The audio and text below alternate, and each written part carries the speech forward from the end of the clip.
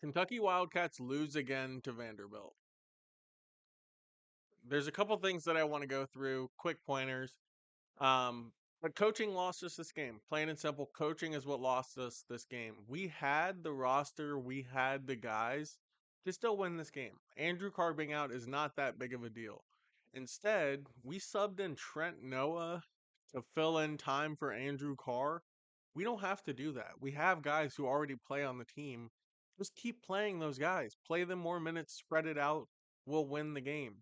Instead, we played Trent Noah and Colin Chandler a ton, but we were playing them together in the first half on a swing where the other team was just going up and down the court scoring, literally running up and down the court scoring. And then it's like, why are they in the game? What happened in practice? What is the reason that you would put these two guys who never ever play? And today on the road is the day that we put them in the game a bunch. Why did that change? Coaching mistake, error, coaching mistake, error.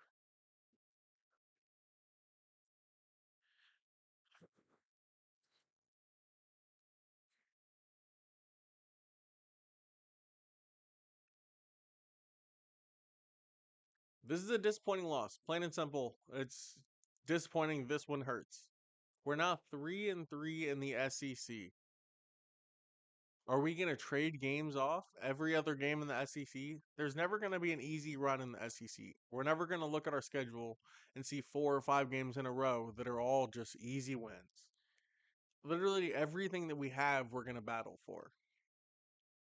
So Kentucky, yeah, this is a disappointing loss. Is this still the team that we think it is? Is this still a championship contender? Is this still an SEC contender? Or is this going to be another disappointing year of Kentucky basketball?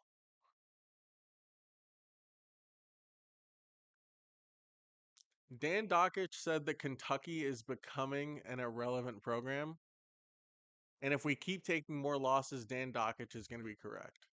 It's been a few years since Kentucky was considered to be a real national championship threat.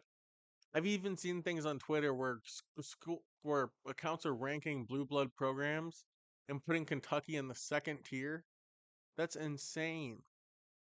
But but if you think about it, what are we doing as Kentucky? We're not. When Kentucky walks in the gym now, other teams aren't afraid of us. Yeah, it's their Super Bowl. Yeah, they're excited to be there. They're going to sell out the gym and go crazy. But they're not afraid of Kentucky on the road anymore. We don't have the aura to where when we go in there, they're showing up because they're afraid and they're coming to see our team. Now, the tides have turned.